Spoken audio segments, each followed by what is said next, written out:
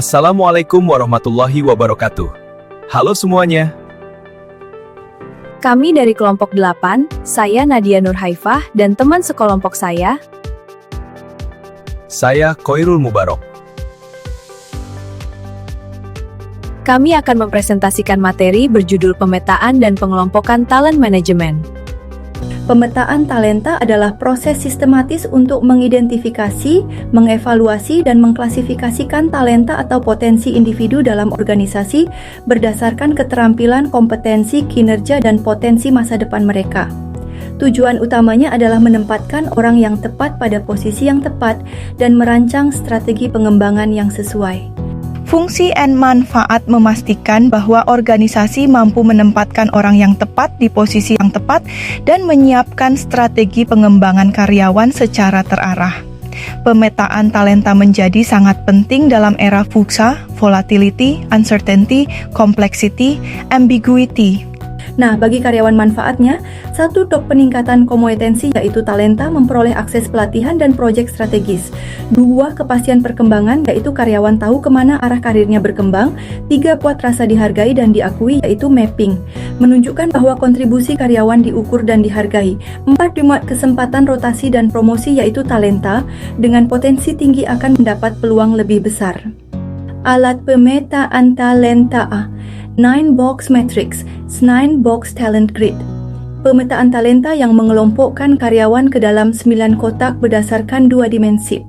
Talent pool chart diagram yang menunjukkan sebaran karyawan dalam kelompok talenta sesuai tingkat kesiapan dan potensi mereka untuk posisi tertentu.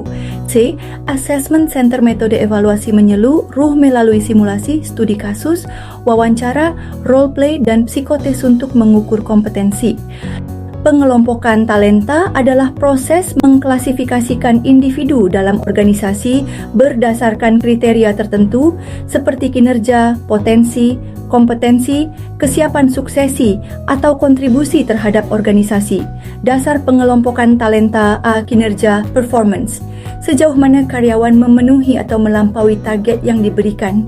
Model dan jenis pengelompokan talenta A, model 9-box matrix, 9-box grid. Karyawan dikelompokkan ke dalam 9 kategori berdasarkan kinerja dan potensi. B. Model pengelompokan berdasarkan peran strategis at high potential, high performance, hyper. 2. High performance, low potential. D. Low performance, high potential. 4. Low potential, low performance. C. Pengelompokan berdasarkan strategi. D. Pengelompokan berdasarkan kompetensi inti. One critical talent, sangat dibutuhkan dan langka. 2 key talent, potensi tinggi di bidang inti. 3 supportive talent, kompeten dalam peran pendukung. 4 replaceable talent, mudah digantikannya. Pengelompokan berdasarkan nilai cultural fit. 1.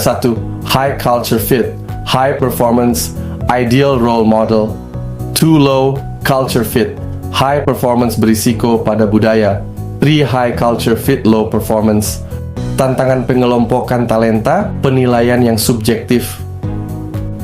Ketidakjelasan kriteria pengelompokan, ketidaksiapan data dan sistem pendukung, penolakan atau ketidakpuasan karyawan, ketidaksesuaian alat dengan budaya organisasi, tidak ada tindak lanjut setelah pengelompokan, ketidakkonsistenan antar divisi atau manajer, fokus berlebihan pada talenta tertentu.